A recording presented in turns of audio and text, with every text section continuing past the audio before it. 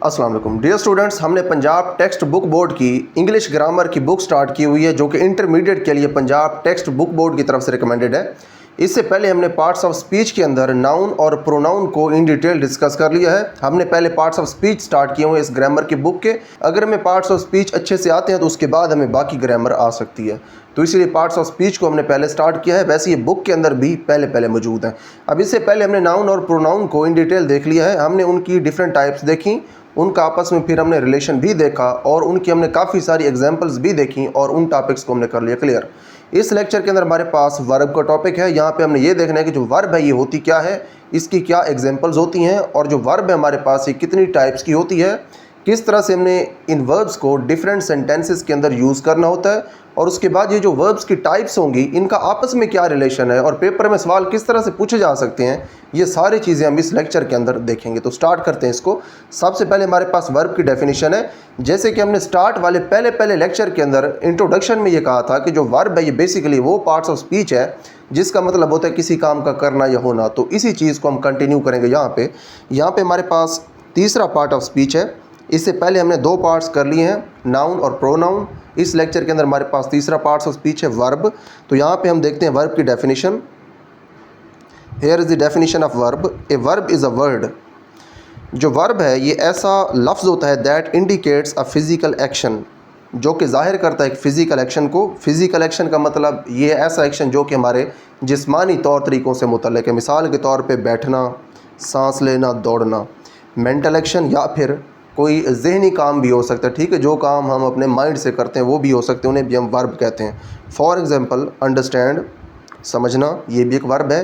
Believe, यकीन करना, और रिकॉग्नाइज, पहचानना, और स्टेट ऑफ बीइंग या फिर किसी हालत में होना। फॉर्म्स ऑफ बी, जो बी हमारे पास इसकी फॉर्म्स ये हैं इज़, आर, एम, ये भी हमारे पास वर्ब्स हैं। इन ए सेंटेंस, एक फ़िक्रे के अंदर, अगर एक सेंटेंस के अंदर हमारे पास ये तीन चीज़ें मौजूद हों, फॉर एग्जांपल कोई फ़िज़िकल एक्शन हो या फिर कोई मेंटल एक्शन हो या फिर स्टेट ऑफ बीइंग हो, ठीक है, इज़, आर, एम, ये चीज़ें हों, तो फिर ये चीज़ें वर्ब कहलाती हैं, ठीक है। ए वर्ब टेल्स और असर्ट्स, हमारे पास जो वर्ब है ये कोई चीज़ बयान करती है, ठीक है, हमें ये बताती है कि कौन सा काम हो रहा है। उसके बाद हमारे पास एग्जांपल्स हैं। व्हाट अ पर्सन और ए थिंग डज एज, ठीक है, कोई शख्स या चीज़ जब कोई काम करती है तो वो भी वर्ब कहलाता है, ठीक है। यहाँ पे उसकी एग्जांपल्स हैं। Salim builds a house, Salim एक घर बनाता है। जो बिल्ड्स है ये वर्ब है, काम है, बनाना एक काम है, तो ये हमारे पास वर्ब है। उसके बाद है द क्लॉक स्ट्राइक्स 10, घड़ी 10 बजाती है, ठीक है। स्ट्राइक्स बजाना, ये भी एक वर्ब है। What is done to a person और अ थिंग, एक शख्स या चीज़ के साथ क्या काम हो रहा है, ठीक है, किसी का कोई काम करना ये भी वर्ब कहलाता है। किसी के साथ कोई काम होना ये भी वर्ब कहलाता है, ठीक है। यहाँ पे हमने अब ये देखना है किसी चीज़ के साथ या किसी शख्स के साथ जब कोई काम होता है तो वो काम भी वर्ब होता है। Salim is scolded by his father, Salim को उसके वालिद साहब डांटते हैं, ठीक है। स्कॉल्डेड, डांटा जाना, ठीक है, या फिर आप यहाँ पे ये कह सकते हैं सलीम अपने वालिद से डांटा जाता है, ठीक है, ये पैसिव वॉइस के अंदर है। और आगे हम इंशाल्लाह ये एक्टिव और पैसिव वॉइस को भी इन डिटेल देखेंगे। सलीम अपने वालिद से डांटा जाता है। अब देखें सलीम के ऊपर काम हो रहा है, सलीम को डांटा जा रहा है, तो इसलिए अभी जो डांटा जाना है ये भी एक वर्ब है, ठीक है। उसके बाद हमारे पास है the window is broken by the boy, खिड़की जो है वो लड़के से तोड़ी जाती है, ठीक है, जो लड़का है वो खिड़की को तोड़ता है। अब देखें ब्रोकन, ये देखें काम किसके ऊपर हो रहा है, ये काम तो खिड़की के ऊपर हो रहा है, लेकिन खिड़की के ऊपर जो काम हो रहा है ये भी अब एक वर्ब है, ठीक है। उसके बाद हमारे पास है व्हाट अ पर्सन और अ थिंग इज़, एक शख्स या चीज़ क्या चीज़ है। The soldier is dead, would is hard, ठीक है। अब यहाँ पे देखें, यहाँ पे मिस्टेक है, डेड को आपने नहीं करना, डेड यहाँ पे वर्ब नहीं है, ये इज़ वर्ब है, ठीक है। और उसके बाद यहाँ पे भी जो इज़ है ये वर्ब है, क्योंकि हमने स्टार्ट में ये कहा है कि फॉर्म्स ऑफ बी, जो फॉर्म्स ऑफ बी हैं, स्टेट ऑफ बीइंग है, ये वर्ब्स हैं इज़, आर, एम, तो यहाँ पे जो है वो इज़ वर्ब है, ठीक है। और उसके बाद यहाँ पे भी हमारे पास जो इज़ है ये वर्ब है। उसके बाद हमारे पास आगे वर्ब्स की टाइप्स हैं। ये काफ़ी इंपॉर्टेंट टॉपिक है क्योंकि इससे जो क्वेश्चंस हैं वो पेपर में पूछे जा सकते हैं। यहाँ पे हमारे पास टाइप्स हैं वर्ब्स की। पहली हमारे पास टाइप है action verbs. Action verbs also known as main verbs express specific actions and are used any time you want to show action और डिस्कस समवन डूइंग समथिंग, यानी कि जब भी आप कोई एक्शन या फिर कोई काम जाहिर करना चाहते हैं तो उस वक्त जो आप यूज़ करते हैं वो होती हैं मेन वर्ब्स या फिर एक्शन वर्ब्स। ठीक है, ये पूछा जा सकता है कि जो एक्शन वर्ब्स हैं इनका दूसरा क्या नाम होता है, इनका दूसरा नाम होता है main verbs. The action does not have to be physical. अब ये जो एक्शन है ये फ़िज़िकल होना ज़रूरी नहीं है, क्योंकि स्टार्ट में जो हमने डेफिनेशन देखी है वर्ब की, वहाँ पे हमने 3 चीज़ें देखी हैं। Number 1 physical action, number 2 mental action, number 3 state of being. ठीक है, हमारे पास जो एक्शन है ये फ़िज़िकल भी हो सकता है, मेंटल भी हो सकता है। हमारे पास एग्जांपल्स हैं, I run faster than Danish, मैं दानिश से तेज़ दौड़ता हूँ। देखें यहाँ पे जो रन है ये एक फ़िज़िकल एक्शन है, वर्ब है। ही डज़ इट वेल, वो इसे अच्छे तरीके से करते हैं। ये डज़ जो है करना, ये भी एक वर्ब है। देखें अब ये दोनों हमारे पास एक्शन वर्ब्स हैं क्योंकि ये काम को ज़ाहिर कर रहे हैं। उसके बाद हमारे पास हैं auxiliary verbs. Auxiliary verbs are also known as helping verbs. अब देखिए हमारे पास जो ऑक्सिलरी वर्ब्स हैं इन्हें हम हेल्पिंग वर्ब्स कहते हैं। ये हेल्पिंग वर्ब्स भी कहलाते हैं। आप दोनों वर्ड्स को इंटरचेंजेबली यूज़ कर सकते हैं। ठीक है, आप ऑक्सिलरी वर्ब कह दें या फिर आप हेल्पिंग वर्ब कहते हैं, इन दोनों का मतलब एक ही है। अब देखें जब हम टेंसेस पढ़ते हैं तो उस वक्त हम पढ़ते हैं हेल्पिंग वर्ब्स। जैसे हमारे पास प्रेजेंट कंटिन्यूअस टेंस है, उसके अंदर हम यूज़ करते हैं इज़, आर, एम, तो ये हमारे पास हेल्पिंग वर्ब्स होते हैं। उसके बाद ये जो हेल्पिंग वर्ब्स इन्हें हम यूज़ कहाँ पे करते हैं, and are used together with the main verb to show the verbs tense और टू फॉर्म अ क्वेश्चन और अ नेगेटिव। अब देखें जो कि मैंने पहले आपसे कहा है कि जो टेंसेज होते हैं हमारे पास डिफरेंट टेंसेज, जो कि हम आगे देखेंगे इंशाल्लाह अपने अगले लेक्चर्स के अंदर, ये टेंस को जाहिर करने के लिए भी यूज़ होते हैं हेल्पिंग वर्ब्स के किस टेंस के अंदर हम बात करें। फॉर एग्जांपल अगर हम कहते हैं he is doing his work, वो अपना काम कर रहा है, यहाँ पे जो हमने इज़ यूज़ किया है ये हेल्पिंग वर्ब है या फिर ऑक्सिलरी वर्ब है, ये प्रेजेंट कंटिन्यूअस टेंस को डिनोट कर रहा है। अगर हम ये कहते हैं he does not do his work, अब ये जो हमने यहाँ पे डज़ यूज़ किया है ये भी हेल्पिंग वर्ब है, लेकिन अब ये प्रेजेंट इनडेफिनिट टेंस को डिनोट कर रहा है। तो हमारे पास जो टेंसेज होते हैं उनको डिनोट करने के लिए हम यूज़ करते हैं हेल्पिंग वर्ब्स को। उसके बाद हम यूज़ करते हैं क्वेश्चंस बनाने के लिए। ठीक है, अब देखें जो मैंने आपको पहले एक सेंटेंस बताया है, he is doing his work या फिर ही डज़ हिज वर्क, वो अपना काम करता है। अगर हम कह दें ही do not do his work, वो अपना काम नहीं करता, तो ये हमारे पास बन गया नेगेटिव। अगर हम ये कह दें does he do his work, तो ये बन गया क्वेश्चन वाला सेंटेंस या फिर एक क्वेश्चन बन गया। ठीक है, तो इस तरह से आप डिफरेंट क्वेश्चंस, नेगेटिव्स और टेंसेस बना सकते हैं ऑक्सिलरी या फिर हेल्पिंग वर्ब्स की हेल्प से। हमारे पास एग्जांपल्स हैं, द गर्ल्स वर टॉकिंग, लड़कियां बातें कर रही थी। जो यहाँ पे वर है ये यहाँ पे डिनोट करे टेंस को, तो ये यहाँ पे ऑक्सिलरी या फिर हेल्पिंग वर्ब है। अगर हम यहाँ पे ये कहते हैं द गर्ल्स आर टॉकिंग, तो फिर इसका मतलब ये होगा लड़कियाँ बातें कर रही हैं। ठीक है, आर लगाने से बातें कर रही हैं, वर है, ये चला गया है पास्ट कंटिन्यूअस के अंदर, तो ये हमारे पास है लड़कियाँ बातें कर रही थीं। ठीक है, तो यहाँ पे जो टेंस है उसको डिनोट कर रहा है वर, तो ये एक ऑक्सिलरी वर्ब है, इसीलिए इसको हम कह रहे हैं ये हेल्पिंग वर्ब या फिर ऑक्सिलरी वर्ब है। I have already learned my lesson, मैं अपना सबक पहले ही याद कर चुका हूँ। अब देखिए यहाँ पे हमारे पास जो चीज़ बोल्ड की हुई है ये हमारे पास है एक्शन वर्ब्स या फिर मेन वर्ब्स। ठीक है, इसको नोट करें, ये एक्शन वर्ब है, ये उसका हेल्पिंग वर्ब है जो अंडरलाइन किया हुआ है, ये हमारे पास मेन वर्ब है और ये हमारे पास उसका हेल्पिंग वर्ब है। उसी तरह से ही कैन प्ले फुटबॉल, वो फुटबॉल खेल सकता है, जो प्ले हमारे पास है ये है मेन वर्ब या फिर एक्शन वर्ब, और उसके बाद जो कैन है ये हमारे पास है हेल्पिंग वर्ब। ठीक है, तो यहाँ पे आपने याद रखना है कि जो आपके पास हेल्पिंग वर्ब्स होते हैं ये लाजमी तौर पे मेन वर्ब्स या फिर एक्शन वर्ब्स के साथ आते हैं। आप सिंपल वर्ड्स के अंदर ये याद रख सकते हैं क्योंकि ये उनकी हेल्प करते हैं नेगेटिव्स बनाने में, क्वेश्चंस बनाने में और टेंसेस को डिनोट करने में, इसीलिए क्योंकि ये हेल्प कर रहे होते हैं इसीलिए इनको हम कहते हैं हेल्पिंग वर्ब्स या फिर ऑक्सिलरी वर्ब्स। उसके बाद आगे उन्होंने ये बता भी दिया है कि यहाँ पे जो ये बोल्ड करके लिखे हुए हैं ये हमारे पास मेन वर्ब्स हैं। ठीक है, ये तीनों मेन वर्ब्स हैं। उसके बाद जो ये अंडरलाइन किए हुए थे हमने यहाँ पे, ये तीनों हेल्पिंग वर्ब्स हैं या फिर ऑक्सिलरी वर्ब्स हैं। उसके बाद नेक्स्ट हमारे पास वर्ब की एक और टाइप है ट्रांजिटिव वर्ब्स। ठीक है, if the action denoted by a verb passes over from the subject to the object. ठीक है, अब देखिए यहाँ पे एक चीज़ नोट करें, यहाँ पे सब्जेक्ट का होना भी ज़रूरी है, ऑब्जेक्ट का होना भी ज़रूरी है, यानी कि एक यहाँ पे चीज़ ऐसी होगी जो काम कर रही होगी और वो काम किसी और चीज़ के ऊपर हो रहा होगा, यानी कि काम करने वाला और काम जिसके ऊपर हो रहा होगा वो, ये दोनों इस सेंटेंस के अंदर मौजूद होने ज़रूरी हैं, तभी हमारे पास जो वर्ब है वो ट्रांजिटिव बन पाएगा। और ट्रांजिटिव बनने के लिए इन दोनों का तो होना ज़रूरी है ही है, लेकिन जो काम हो रहा होगा वो पहले से दूसरे के ऊपर शिफ्ट होना चाहिए। यानी कि पहला शख्स से काम करे, या फिर पहला शख्स या चीज़ या कोई भी चीज़ है वो पहला काम करे, उसके बाद वो काम दूसरे के ऊपर शिफ्ट हो उस वर्ब के थ्रू, तो उस वक्त वो जो वर्ब होगी वो कहलाएगी ट्रांजिटिव वर्ब। ठीक है, एग्जांपल्स आगे हमारे पास आएंगे इसकी। It is called a transitive verb. ठीक है, तो ये जो वर्ब है ये ट्रांजिटिव कहलाती है, क्योंकि जो एक्शन है जो कि वर्ब से डिनोट होता है, ये होता क्या है, पासिस ओवर। ये पास ओवर होता है, यानी कि एक जगह से दूसरी जगह जाता है। कहाँ से कहाँ पे जाता है? फ्रॉम द सब्जेक्ट, काम करने वाले से ऑब्जेक्ट तक जाता है, यानी कि जिसके ऊपर काम हो रहा होता है। एग्जाम्पल हमारे पास है, Ahmed eats an apple in the morning. Ahmed सुबह एक सेब खाता है। ठीक है, अब यहाँ पे जो वर्ब है वो है खाता है, लेकिन यहाँ पे सब्जेक्ट कौन सा है? अहमद। खाता किस चीज़ को है? एप्पल को खाता है। अगर हम आगे ये ना लगाएं एन एप्पल, तो उसके बाद ये ईट्स जो है इसका मतलब मुकम्मल नहीं होता, हमें पता नहीं चलता वो क्या खाता है। तो इसीलिए हमने आगे एप्पल लगाया। जो ईट्स है जो वर्ब है, इसका एक्शन पास हुआ है अहमद से एप्पल के ऊपर, तो इसने एक्शन को ट्रांसफ़र किया है, तो इसीलिए इसको हम कह रहे हैं ये ट्रांजिटिव वर्ब है। The action eats can not take place without apple. अब जो एक्शन है हमारे पास ईट, खाना, ये सेब के बगैर मुकम्मल हो नहीं सकता। ठीक है, क्योंकि कोई चीज़ खाने की होगी तभी तो कुछ खाया जाएगा। The verb Yeats therefore is a transitive verb. तो इसीलिए जो हमारे पास वर्ब ईट्स है ये एक ट्रांजिटिव वर्ब है। इन ट्रांजिटिव वर्ब्स, अब देखें यहाँ पे हमारे पास जो ट्रांजिटिव वर्ब्स थी वहाँ पे सब्जेक्ट और ऑब्जेक्ट दोनों का होना ज़रूरी था, और जो एक्शन है या फिर जो काम है उसने सब्जेक्ट से ऑब्जेक्ट के ऊपर लाजमी तौर पे ट्रांसफ़र होना था। लेकिन यहाँ पे हमारे पास जो इन ट्रांजिटिव वर्ब्स हैं इनके अंदर ऐसा नहीं होगा।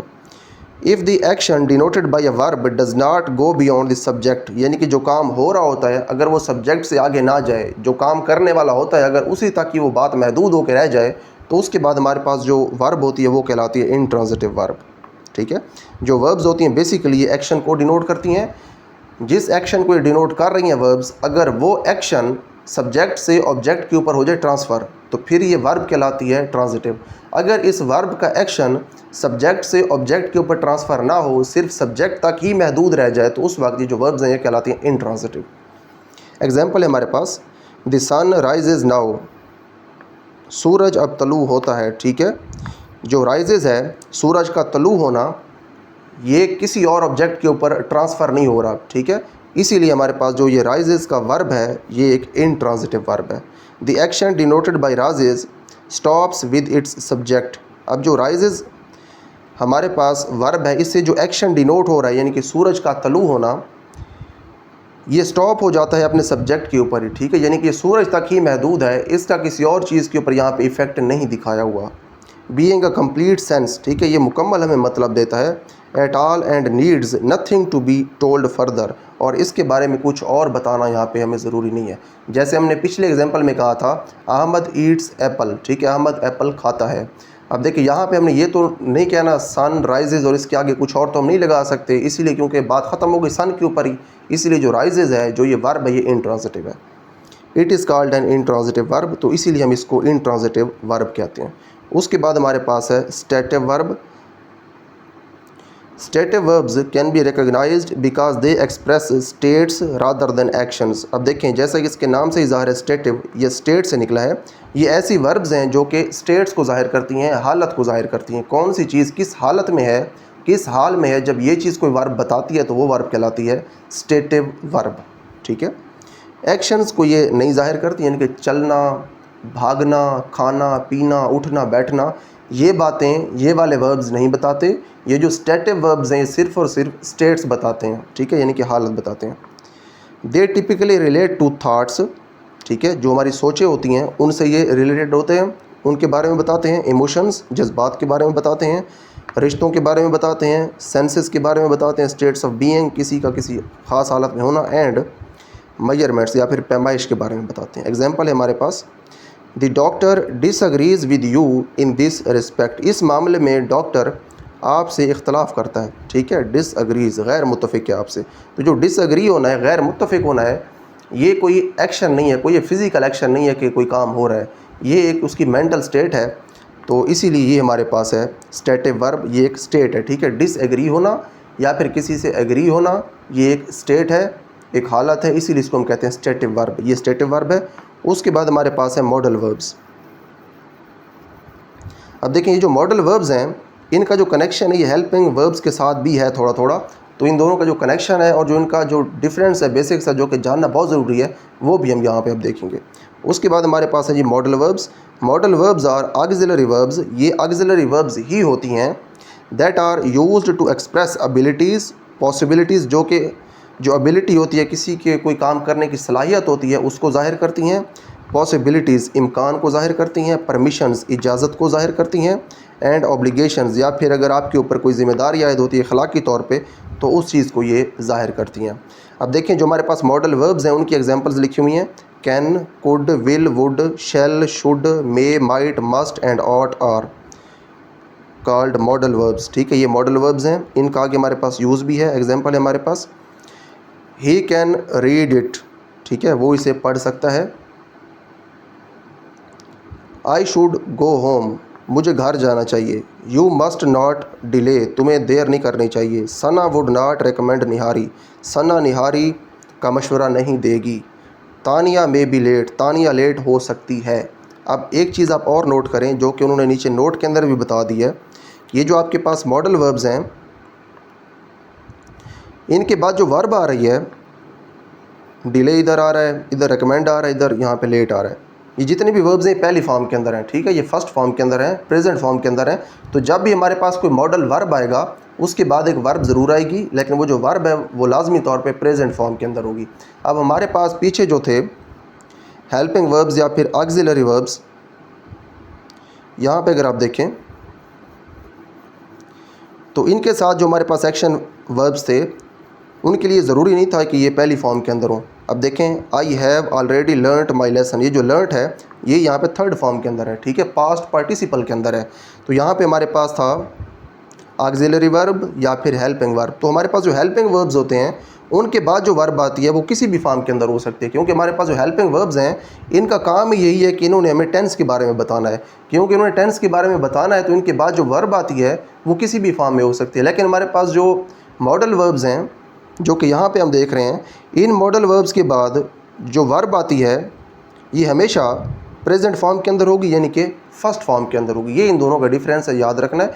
रिपीट कर रहा हूँ कि जो हमारे पास हेल्पिंग वर्ब्स या फिर ऑक्सिलरी वर्ब्स होती हैं इनके बाद जो वर्ब आती है, जो मेन वर्ब या फिर जो एक्शन वर्ब आती है वो किसी भी फॉर्म के अंदर हो सकती है। लेकिन जो मॉडल वर्ब्स हैं जो हम यहाँ पे देख रहे हैं इनके बाद जो हमारे पास वर्ब आती है वो हमेशा पहली फॉर्म के अंदर ही होगी, ये उसके लिए लाजमी है।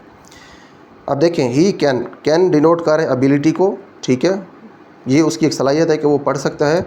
I should go home, you must not delay, Sana would not recommend. देखें यहाँ पे नोट करें जितनी भी यहाँ पे आपके पास वर्ब्स की फॉर्म है आगे वो सारी की सारी फर्स्ट फॉर्म्स हैं।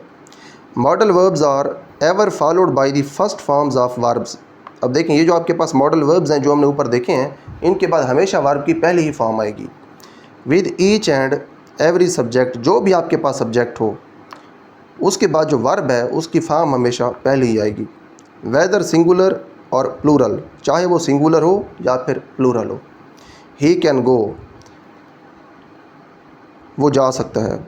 दे कैन गो, वो जा सकते हैं। वी कैन गो, हम जा सकते हैं। अब देखें यहाँ पे आपके पास जो सब्जेक्ट्स हैं वो हो रहे हैं चेंज। मॉडल वर्ब आपका क्योंकि आ गया तो इसीलिए जो आपके पास आगे वर्ब है इसने इसी फॉर्म के अंदर ही होना है। मिसाल के तौर पे मैं ये कहता हूँ he can go to school, वो स्कूल जा सकता है। और अगर मैं ये कह दूँ ही गोज़ टू स्कूल, वो स्कूल जाता है, ये प्रेजेंट इंडेफिनिट की मैं बात कर रहा हूँ। अगर मैं ये कह दूँ कि वो स्कूल जाता है और अगर मैं ये कह दूँ वो स्कूल जा सकता है, अब दोनों जो हैं वो सेंटेंसेस जो टेंस हैं दोनों ये तो हैं प्रेजेंट इंडेफिनिट, हाल की बात हो रही है, प्रेजेंट की बात हो रही है। लेकिन जब हम कहेंगे वो स्कूल जाता है तो उस वक्त हम इसको ट्रांसलेट करेंगे ही गोज़ टू स्कूल। अब देखिए यहाँ पे हमने लगा दिया गोज़, ईएस का हमने इजाफा कर दिया। लेकिन अगर हम ये कह दें वो स्कूल जा सकता है तो फिर हम कहेंगे he can go to school, वो स्कूल जा सकते। जब कैन हम लगा देंगे तो उस वक्त हम एस या ईएस का इजाफा भी नहीं करेंगे। और उसके बाद हमारे पास जो पास्ट और पास्ट पार्टिसिपल फॉर्म्स होती हैं जो कि कभी आती हैं हमारे पास टेंसेस के अंदर, कुछ ऐसे टेंस हमारे पास होते हैं जिनके अंदर दूसरी और तीसरी फॉर्म लगती है। उन टेंसेस के अंदर भी जब हम मॉडल वर्ब्स को यूज़ करेंगे, अपनी जो हमारे वो लेक्चर्स होंगे टेंसेस वाले वहाँ पे हम इसको डिटेल में देख लेंगे। जो हमारे पास मॉडल वर्ब्स हैं अगर ये उन टेंसेस के अंदर भी आ जाएँ तो वहाँ पर भी हम इसकी प्रेजेंट फॉर्म ही यूज़ करेंगे, जैसे कि यहाँ पर यूज़ की हुई है। ठीक है, तो यहाँ पर हमारे पास जो मॉडल वर्ब्स हैं इनका टॉपिक कंप्लीट हो गया।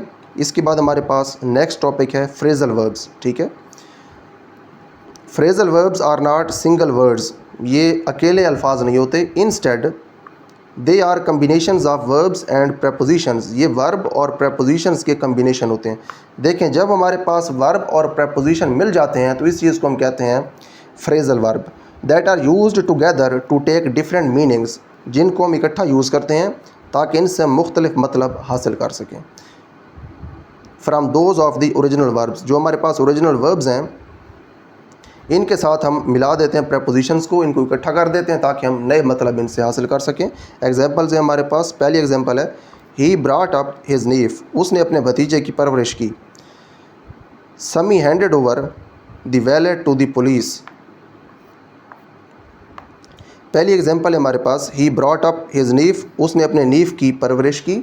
ठीक है, अब देखें यहाँ पे जो हमारे पास है ब्रॉट अप, इसका मतलब है परवरिश करना। ठीक है, अब देखें ब्रिंग है, ब्रिंग के साथ आपने अप लगा दिया तो ब्रॉट अप, क्योंकि यहाँ पे पास्ट टेंस है तो इसलिए हमने ब्रॉट अप यहाँ पे कहा है। ब्रॉट एक वर्ब है, अप यहाँ पे प्रपोजिशन, तो ये यहाँ पे मिल के बन गया फ्रेजल वर्ब।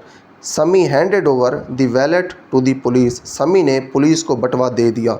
हैंड ओवर, ठीक है, हैंड ओवर हमारे पास एक फ्रेजल वर्ब है जिसका मतलब है कोई चीज़ दे देना। तो हैंडेड ओवर कोई चीज़ दे दी, वॉलेट दे दिया, पर्स दे दिया। उसके बाद हैंडेड हमारे पास वर्ब है। ठीक है, ओवर ये प्रपोजिशन है। वर्ब और प्रपोजिशन दोनों मिलके यहाँ पे फ्रेजल वर्ब बना रहे हैं।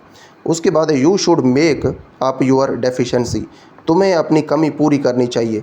मेक एक वर्ब है, अप एक प्रपोजिशन है, मेकअप दोनों मिलके फ्रेजल वर्ब बना रहे हैं। ठीक है, तो यहाँ पे हमने ये देखा कि हमारे पास जो वर्ब होती है उसके साथ अगर आप प्रपोजिशन लगा लें तो उसके बाद आपको जो रिज़ल्ट मिलता है वो कहलाता है फ्रेजल वर्ब। उसके बाद हमारे पास हैं regular verbs. Regular verbs are the verbs that form the past forms and the past participle forms. Past form हम कहते हैं दूसरी फॉर्म को, जो पहली फॉर्म होती है वो होती है प्रेजेंट फॉर्म, दूसरी फॉर्म होती है पास्ट फॉर्म, और जो तीसरी हमारे पास फॉर्म होती है वर्ब्स की वो कहलाती है पास्ट पार्टिसिपल फॉर्म्स।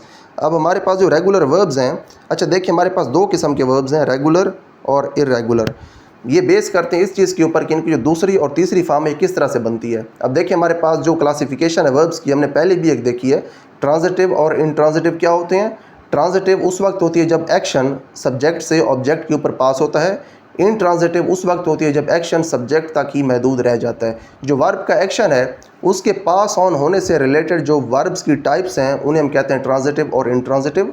और उसके बाद जो वर्ब्स की फॉर्म्स हैं उनके बनने से रिलेटेड हमारे पास जो टाइप्स होती हैं उन्हें हम कहते हैं रेगुलर और इर्रेगुलर। अब देखें यहाँ पे हमारे पास जो रेगुलर वर्ब है उसको देखते हैं। अब ये इस तरह की वर्ब्स होती हैं जिनकी पास्ट फॉर्म और पास्ट पार्टिसिपल फॉर्म हम इस तरह से बनाते हैं by adding the suffixes d और e d to the base forms of verbs. यानी कि इनकी जो पहली फॉर्म होती है उसके साथ हम डी या ई डी लगा देते हैं, तो उस वक्त हमारे पास जो वर्ब्स होती हैं इस तरह की, यानी कि जिनकी हम दूसरी और तीसरी फॉर्म सिर्फ डी या ई डी लगा के बना सकते हैं, वो हमारे पास जो वर्ब्स हैं वो कहलाती हैं हमारे पास रेगुलर वर्ब्स। एग्जाम्पल्स हैं हमारे पास, बेस फॉर्म है हमारे पास इसकी, ठीक है। उसके बाद हमारे पास हैं simple past forms of the verbs. उसके बाद हमारे पास है पास्ट पार्टिसिपल फॉर्म। ये पहली फॉर्म, इधर दूसरी फॉर्म, इधर तीसरी फॉर्म। देखें इसको, agree agreed agreed, deliver delivered delivered, fix fixed fixed, injure injured injured, laugh laughed laughed. अब देखें यहाँ पे हमारे पास कुछ ऐसे वर्ब्स हैं जिनकी दूसरी और तीसरी फॉर्म के अंदर हमने लगाया सिर्फ डी, और कुछ ऐसे हैं जिनके अंदर हमने दूसरी और तीसरी फॉर्म के अंदर ई डी लगाया। अब ये आप नोट करें, यहाँ पे देखिए हमारे पास पहले से ई मौजूद था तो इसलिए हमने यहाँ पे सिर्फ डी लगा दिया। यहाँ पे हमारे पास ई नहीं था तो हमने यहाँ पे ई डी लगा दिया। उसके बाद यहाँ पे हमारे पास ई नहीं था तो इधर भी हमने ई डी लगा दिया। यहाँ पे हमारे पास पहले से ई मौजूद था तो यहाँ पे हमने सिर्फ डी लगाया, ठीक है। ई दोबारा लगाने की ज़रूरत नहीं थी। यहाँ पे हमारे पास ई मौजूद नहीं था तो हमने यहाँ पे ई दोबारा लगा दिया और साथ डी भी लगा दिया। अब देखें ये तो हमारे पास ही रेगुलर वर्ब्स। रेगुलर वर्ब्स जो हैं ये इस तरह के वर्ब्स होती हैं जिनकी दूसरी और तीसरी फॉर्म बनाने के लिए आप सिंपली बेस फॉर्म के साथ या फिर प्रेजेंट फॉर्म के साथ सिंपली डी या ई डी का इजाफा करते हैं तो आपके पास दूसरी तीसरी फॉर्म बनती है। ऐसी वर्ब्स को हम कहते हैं रेगुलर वर्ब्स। उसके बाद हमारे पास हैं इरेगुलर वर्ब्स, ये इनका अपोजिट होती हैं। Irregular verbs are those that don't take on the regular spelling patterns of the past simple and past participle verbs. यानी कि हमारे पास जो इरेगुलर वर्ब्स होती हैं ये ऐसी वर्ब्स होती हैं जिनके जो स्पेलिंग का पैटर्न होता है ये रेगुलर पैटर्न नहीं होता। ठीक है, जब आप इसकी दूसरी या तीसरी फॉर्म बनाते हैं तो इसका जो स्पेलिंग का पैटर्न है वो चेंज हो जाता है, इसकी जो फॉर्म है, इसकी जो शक्ल है वो भी चेंज हो जाती है। तो यहाँ पे देखिए हमारे पास इनकी एग्जांपल्स हैं। जो रेगुलर थी उनके अंदर डी और ईडी लगाना है, बाकी सारी फॉर्म वही रहती है तो इसलिए उनको हम कहते हैं रेगुलर। लेकिन हमारे पास जो इरेगुलर हैं इनके एंड के ऊपर आपने डी या ईडी नहीं लगाना, इनकी जो फॉर्म है ये पूरी की पूरी ही चेंज होती है। एग्जांपल्स है हमारे पास बी। अब जो बी की फॉर्म्स हैं वो इज़ एम आर। जो इज़ एम आर है इन तीनों की जो दूसरी फॉर्म है वो होती है वाज वर। ठीक है, अगर हमारे पास एक आदमी हो तो उसके लिए हम कहते हैं इज़, दो या दो से ज़्यादा हो तो फिर कहते हैं आर, अगर आई हो तो आई के साथ लगता है एम। ठीक है, उसके बाद हमारे पास इन तीनों की जो दूसरी फॉर्म्स हैं वो ये दोनों हैं। ठीक है, अगर आपके पास हो एक तो लगता है वाज और जो आई है उसके साथ भी वाज लगता है। ठीक है, यहाँ पे एक के साथ भी वाज और आई के साथ भी वाज और उसके बाद दो या दो से ज़्यादा हो तो फिर लगता है वर। तीसरी फॉर्म जो है वो एक ही है इनकी, वो है बीन। ठीक है, इज़ हो तो उसकी भी तीसरी फॉर्म बीन, एम हो तो उसकी भी तीसरी फॉर्म बीन है और उसके बाद आर हो तो इसकी भी तीसरी फॉर्म है बीन। आप देख सकते हैं कि जब आपने पास्ट और पास्ट पार्टिसिपल फॉर्म्स बनाई हैं तो इनके जो स्पेलिंग्स हैं उनका स्ट्रक्चर ही चेंज हो गया। ठीक है, डी या ईडी लगाने से आपने फॉर्म्स यहाँ पे नहीं बनाई। उसके बाद नेक्स्ट हमारे पास है फाल। फाल देखें, फाल का मतलब होता है गिरना। इसकी देखें दूसरी हमारे पास फॉर्म है फेल, स्पेलिंग चेंज हो गए। फॉलन अगेन स्पेलिंग चेंज हो गए। ठीक है, नो, न्यू और नोन स्पेलिंग चेंज हो गए। हाइड छुपना, हिड और हिडन स्पेलिंग चेंज हो गए। तो इसीलिए ये हमारे पास इरेगुलर वर्ब्स हैं। वी प्ले क्रिकेट एवरीडे, ये प्रेजेंट फॉर्म है। वी प्लेड क्रिकेट येस्टरडे, हमने कल क्रिकेट खेली, यहाँ पे हम रोज़ क्रिकेट खेलते हैं। ठीक है, ये प्रेजेंट फॉर्म है। उसके बाद है वी प्लेड क्रिकेट येस्टरडे, हमने कल क्रिकेट खेली, ये पास्ट सिंपल है। We had already played cricket, हम पहले ही क्रिकेट खेल चुके थे। ठीक है, ये है हमारे पास पास्ट पार्टिसिपल। और जो यहाँ पे टेंस यूज़ हुआ है वो है पास्ट परफेक्ट टेंस। यहाँ पे देखिए हमारे पास पहली फॉर्म, दूसरी फॉर्म, तीसरी फॉर्म, यानी कि प्रेजेंट फॉर्म, पास्ट फॉर्म और उसके बाद पास्ट पार्टिसिपल फॉर्म। इसकी देखें दूसरी और तीसरी फॉर्म बनी है प्ले की ईडी लगा के, तो इसलिए यहाँ पे जो प्ले है ये एक रेगुलर वर्ब है। एग्जांपल थी हमारे पास। उसके बाद नेक्स्ट हमारे पास है लिंकिंग वर्ब्स, ये देखते हैं अब।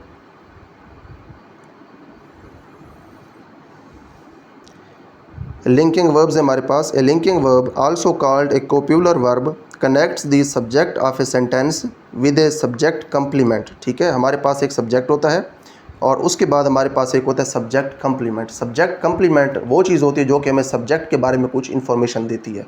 अब सब्जेक्ट के बारे में इन्फॉर्मेशन देने वाले कंप्लीमेंट के साथ जो चीज़ सब्जेक्ट को कनेक्ट करती है वो कहलाती है linking verb. That is a noun, ये नाउन भी हो सकता है। ठीक है, जो कंप्लीमेंट हो सकता है सब्जेक्ट का, और एन एडजेक्टिव, एडजेक्टिव भी हो सकता है। दैट डिस्क्राइब्स इट, जो कि इसको बयान करता है। Common linking verbs include the verbs be, seem, become, feel. ठीक है, ये हमारे पास कॉमन वर्ब्स हैं जो कि लिंकिंग है। जो बी है इसके अंदर फिर इज़ एम आर जो है ये भी इंक्लूडेड है क्योंकि ये इसकी फॉर्म्स हैं। एग्जांपल्स हैं हमारे पास, फरा इज़ प्राउड। ठीक है, यहाँ पे जो इज़ है ये फरा को प्राउड के साथ लिंक कर रहा है। ठीक है, तो ये लिंकिंग वर्ब है। The pillow feels soft. अब देखें जो पिलो है इसको हम डिस्क्राइब कर रहे हैं। ठीक है, पिलो के बारे में यहाँ पे कंप्लीमेंट मौजूद है, उसके बारे में इंफॉर्मेशन मौजूद है कि पिलो क्या है। पिलो सॉफ्ट है, तो पिलो को जो सॉफ्ट के साथ कनेक्ट कर रही है वर्ब वो है फील, तो फील यहाँ पे लिंकिंग वर्ब है। ठीक है, उसके बाद नेक्स्ट हमारे पास इस लेक्चर का लास्ट टॉपिक है सब्जेक्ट वर्ब एग्रीमेंट। यहाँ पे हमने अब ये देखना है कि हमारे पास जो सब्जेक्ट है वो जिस फॉर्म के अंदर होगा, यानी कि काम करने वाला एक सेंटेंस के अंदर जिस फॉर्म के अंदर होगा उसकी उस फॉर्म को देख के हमने वर्ब लगानी है। ठीक है, इस तरह से वर्ब लगानी है कि उन दोनों के दरमियान एक एग्रीमेंट हो, यानी कि जो वर्ब है इसकी जो फॉर्म है ये डिपेंड करेगी सब्जेक्ट की फॉर्म के ऊपर। Verb must agree with its subject in number and person. The verb must be of the same number and person as its subject. यानी कि जिस तरह से हमारा सब्जेक्ट हो, सिंगुलर है या प्लूरल है, ये मतलब है नंबर का, और पर्सन का मतलब ये है कि first person, second person, third person. जिस तरह से हमारा सब्जेक्ट है हमारी जो वर्ब है ये भी उसी तरह से होनी चाहिए। आगे भी यही बात की हुई है। एग्जांपल देखते हैं, यहाँ पे देखें, अगर सब्जेक्ट हो सिंगुलर नंबर में और फर्स्ट पर्सन, ठीक है, सिंगुलर हो और फर्स्ट पर्सन हो तो वो सिर्फ आई होता है। ठीक है, तो फिर वर्ब को क्या होना चाहिए, the verb must be of the singular number. First person. तो जो वर्ब है ये भी सिंगुलर नंबर और फर्स्ट पर्सन के लिए होनी चाहिए। पहली एग्जांपल देखें, I am eating my food. अब यहाँ पे ये जो एम लगा हुआ है इसकी जगह आप इज़ नहीं लगा सकते, इसकी जगह आप आर भी नहीं लगा सकते। आप यहाँ पे ये नहीं लिख सकते I is eating my food या फिर I R eating my food. आपने देखना है सब्जेक्ट को कि सब्जेक्ट के साथ आपने किस तरह की वर्ब लगानी है। आपने यहाँ पे लगाना है आई एम ईटिंग फूड, तो यहाँ पे सब्जेक्ट और वर्ब के दरमियान एग्रीमेंट है। उसके बाद है आई वाज ईटिंग माई फूड, मैं अपना खाना खा रहा था। आप यहाँ पे ये नहीं कह सकते आई वर ईटिंग माई फूड, तो फिर सब्जेक्ट और वर्ब का जो एग्रीमेंट है वो नहीं होना था। एग्रीमेंट के लिए ज़रूरी है कि आप आई के साथ वाज लगाएं, I was eating my food. I have played my role, I के साथ आपने हैव लगाना है, आई के साथ आपने हैज़ नहीं लगाना। आपने ऐसे नहीं कहना I has played my role, I have played my role. तो यहाँ पे एग्रीमेंट आ गया दोनों के दरमियान। उसके बाद हमारे पास इसका नेक्स्ट केस है, if the subject is of the singular number third person. अगर हमारे पास जो सब्जेक्ट है वो सिंगुलर हो और थर्ड पर्सन हो, ठीक है। थर्ड पर्सन देखें कौन कौन से होते हैं, ही, शी, इट और दे, ये होते हैं, ठीक है, जिनके बारे में हम बात कर रहे होते हैं, ये थर्ड पर्सन होते हैं। तो थर्ड पर्सन भी हो और सिंगुलर भी हो, वो कौन से हो सकते हैं, वो ही और शी होते हैं। तो उनमें से हमने यहाँ पे ही को चूज़ कर लिया। अगर हमारा सब्जेक्ट इस तरह का हो तो फिर हमारे पास जो वर्ब है उसको भी सिंगुलर और थर्ड पर्सन के लिए होना चाहिए, ठीक है। For example, he is eating his food, वो अपना खाना खा रहा है। हम यहाँ पे ये नहीं कह सकते ही आर ईटिंग हीज़ फूड, ठीक है। तो यहाँ पे he is eating his food कहना ठीक है। यहाँ पे वर्ब और सब्जेक्ट के दरमियान एग्रीमेंट है। He was eating his food, वो अपना खाना खा रहा था। यहाँ पे हम ऐसा नहीं कह सकते कि he were eating his food, तो फिर जो एग्रीमेंट है ये डिस्टर्ब हो जाता। He has played his role, अब यहाँ पे आप ये नहीं कह सकते he have played his role. जैसे यहाँ पे हमने आई के साथ लगाया था I have played my role, I के साथ हैव प्लेड लगना है, ही के साथ लगना है has played his role. If the subject is of the plural number, अगर हमारे पास जो सब्जेक्ट है वो है प्लूरल और थर्ड पर्सन, ठीक है। प्लूरल और थर्ड पर्सन कौन सा होता है, वो दे होता है। तो उसके बाद देखें क्या होगा, the verb must be of the plural number. तो आपके पास जो वर्ब है इसने भी प्लूरल नंबर का ही होना है और थर्ड पर्सन का ही इसने होना है। They are eating their food, अब दे यहाँ पे लग गया तो यहाँ पे आप ये नहीं कह सकते दे इज़ ईटिंग देयर फूड, तो दे आर ही होना है यहाँ पे, ये एग्रीमेंट है इनका। They were eating their food, यहाँ पे आप ये नहीं कह सकते they was eating their food, ठीक है। They were eating their food और उसके बाद they have eaten their food, तो यहाँ पे आप ये नहीं कह सकते they has eaten, they have eaten their food. ये है जी हमारे पास सब्जेक्ट और वर्ब का एग्रीमेंट। इसके अंदर हमने ये देखा कि जिस फॉर्म के अंदर हमारे पास सब्जेक्ट हो उसी फॉर्म के अंदर हमारे पास वर्ब होनी चाहिए। तो इसके साथ साथ हमारा जो तीसरा पार्ट ऑफ स्पीच है वर्ब, वो यहाँ पे कंप्लीट हो गया है। इस लेक्चर के अंदर हमने वर्ब को कम्प्लीटली देख लिया है, उसकी काफ़ी सारी हमने एग्जाम्पल्स भी देख ली हैं, वर्ब की हमने काफ़ी सारी टाइप्स भी देख ली हैं, बल्कि सारी टाइप्स यहाँ पे हमने कवर कर ली हैं। उसके बाद जो वर्ब की टाइप्स हैं इनके दरमियान हमने रिलेशन भी देख लिया है, ताकि पेपर के अंदर कोई MCQs आ जाए तो इनका जो रिलेशन है उसको आइडेंटिफाई करने में और जो वर्ब है उसकी टाइप को आइडेंटिफाई करने में कोई मसला ना हो। तो यहाँ पे हमारे पास ये लेक्चर कंप्लीट हो गया है। इसके बाद नेक्स्ट लेक्चर के अंदर हम इंशाल्लाह एडजेक्टिव को स्टार्ट करेंगे।